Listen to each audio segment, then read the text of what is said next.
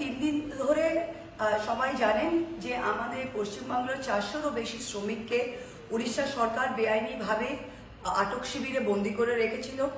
তার মধ্যে কালীগঞ্জের 27 জন শ্রমিক ছিলেন। এদের 48 ঘন্টা বেআইনিভাবে হ্যারাস করা হয়েছে, জিজ্ঞাসাবাদ করা হয়েছে। সমস্ত কাগজপত্র প্রমাণপত্র থাকা সত্ত্বেও, যেটা আমরা প্রথম দিনই পাঠিয়ে দিয়েছিলাম। যাই হোক, গতকাল রাতে রাত্রির বেলা প্রায় সবাইকে রিলিজ করা হয়েছে, মুক্তি দেওয়া হয়েছে। কিন্তু দুজন, রবিউল শেখ এবং মহির মুন্সি, যাদের বাড়ি মির্জাপুর পানিঘাটায়, তারা এখনো আটক রয়েছে। তাদের সমস্ত ডকুমেন্টস ঠিক আছে, আধার কার্ড, এপিক কার্ড, জমির দলিল। তবুও তাদের কোন কারণে রাখা হয়েছে জানেন? কি কারণে? যে তাদের মোবাইলে একটি বাংলাদেশি ফোন নাম্বার রয়েছে। আচ্ছা, আমি এমপি, আমার ফোনে 100-রও বেশি বাংলাদেশি ফোন নাম্বার স্টোর আছে।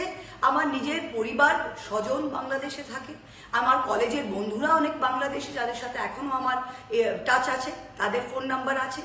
যদি বাংলাদেশি ফোন নাম্বার কোনো ভারতীয় নাগরিক নিজের ফোনে স্টোর করতে না পারে এবং এটা আইনি অপরাধ, তাহলে আমি বিজেপি সরকারকে বলবো যে আপনারা পার্লামেন্টে আইনটাকে সংশোধন করুন আর এটা আইনি অপরাধ করে দিন। তাহলে সবাই জানবো কি অপরাধ কি না অপরাধ।